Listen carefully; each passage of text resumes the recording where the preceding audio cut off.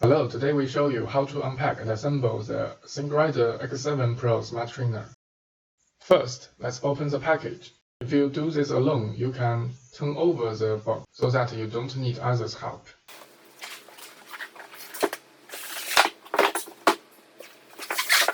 Open the box and unpack the foam, and the X7 Smart Trainer is inside.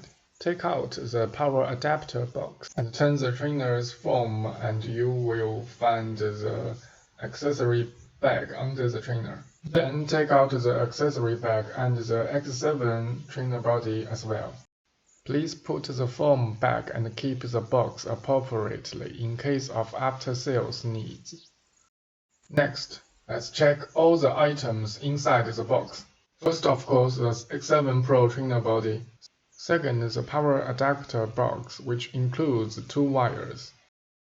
Then the accessory bag includes an USB End+ receiver, the user manual, special quick release for the smart trainer, and the small bag inside the accessory bag includes the converters for quick release and the converters for through axle. The last item is the cassette spacer. Next, let's install the cassette onto the smart trainer. First, you should prepare the cassette tools. The spacer from the accessory bag is for the 8, 9, and 10-speed cassette. 11-speed cassette doesn't need the spacer. Spin the Shimano free hub and find the concave which wider than the others. Turn over the cassette and you can find a wider convex corresponding to the free hub. Aim convex to the concave and push the cassette to the bottom. And install the rest of the cassette parts using the same method.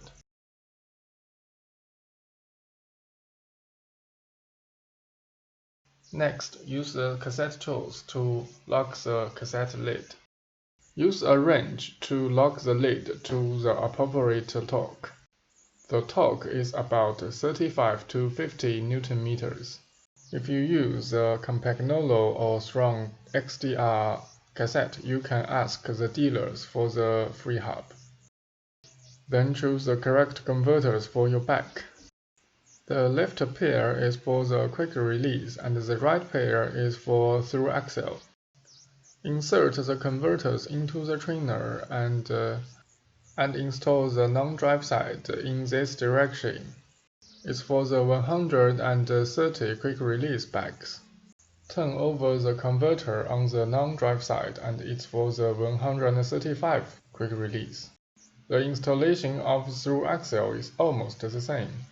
Insert the converters in this direction and it's for 142 through axle, aka the road disc size. Turn over the converter on the non-drive side and it's for the MTB 148 through axle. After the installation of the cassette, let's unfold the legs of the trainer. Push the silver button and unfold the legs at the same time. There will be a click sound when the leg is installed in place. Unfold the legs on both sides. Then adjust the height of the legs. We should keep the middle part of the trainer away from the ground. Viewed from the front, the middle of the trainer has been levitated so that it can allow the trainer to swing 5 degrees. Next, remove the rear wheel of your bike. You should push the shifters to the minimum cassette first, and it's easier to remove the wheel on the minimum cassette. Then remove the quick release or through axle. In the video, my bike is strong access disc. If you use a quick release system, the disassemble process is almost the same. The rear wheel is taken down. You need to put a gasket into the disc brake to avoid the brake stuck if you use a disc bike. Next, install the bike to the trainer. Aim the chain to the minimum cassette and put the bike onto the trainer's converters. Then, screw on the quick release or the through axle. After the installation, you can push the crank to make sure the chain and the shifter are in the right place. If your bike uses a quick release, please make sure the smaller head of the spring is inward. Plug in the power source of the trainer. After plugging in, the indicator light of AND+ and Bluetooth is light up. The 5 digits of AND+ number is also at the back of the trainer. After first installation, we recommend you to do a calibration.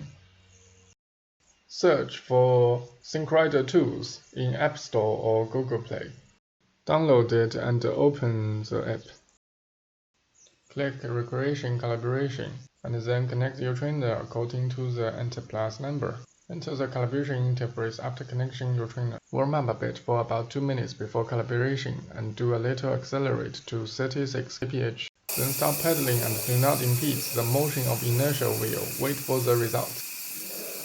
The app will notice you when the calibration was all done. The firmware update operation is similar.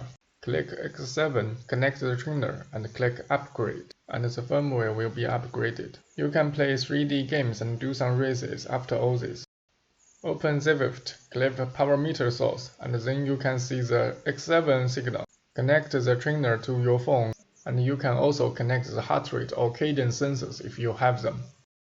Click Start, choose the course you want, and ride on.